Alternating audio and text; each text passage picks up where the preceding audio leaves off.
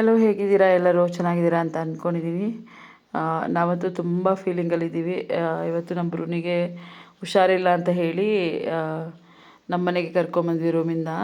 Actually canal close ಆದಮೇಲೆ ನಾವು ಅವಳನ್ನ ಜುಬೇರ್ ರೂಮಲ್ಲಿ ಇರಿಸಿದ್ವಿ.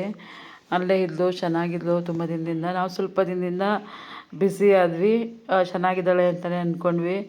ಬಟ್ ಹುಷಾರು ತಪ್ಪಿಟ್ಲು ಅಂತ ಹೇಳಿ ಶಾಪ್ ಹತ್ರ ಕರ್ಕೊಂಬಂದು ಅಲ್ಲಿಂದ ಇಂಜೆಕ್ಷನ್ ಎಲ್ಲ ಮಾಡಿಸಿ ಮನೆಗೆ ಕರ್ಕೊಂಬಂದ್ವಿ.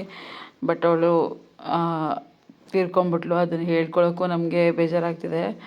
ಅವಳು ಇಲ್ಲ ಅನ್ನೋದು ಕ್ಷಣನೂ ನಮಗೆ ನೆನೆಸ್ಕೊಳಕ್ಕಾಗ್ತಿಲ್ಲ. ಅಷ್ಟು ಒಂದು ಬಾಂಡಿಂಗ್ ಇತ್ತು. ಅವಳಿಂದ ನಾವು ಒಳ್ಳೆ ಹೆಸರು ಕೂಡ ಮಾಡಿದ್ವಿ.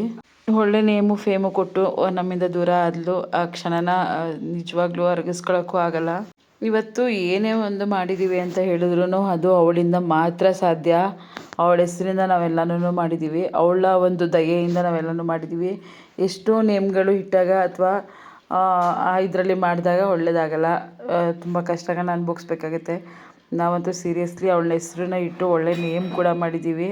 ಬ್ರೂನಿ ಕೆನಾಲು ಕೂಡ ಅಷ್ಟೇ ಫೇಮಸ್ ಆಗಿತ್ತು. ಈಗ ಬ್ರೂನಿ ಟ್ರೆಂಡ್ಸ್ ಕೂಡ ನಿಮಗೂ ಗೊತ್ತಿರೋ ಹಾಗೆ ಬ್ರೂನಿ ಟ್ರೆಂಡ್ಸ್ ಅಂತ ಹೇಳಿ ನಮ್ಮ ಶಾಪು, ಅದು ಕೂಡ ಅಷ್ಟೇ ನೇಮ್ ಮಾಡಿದೆ.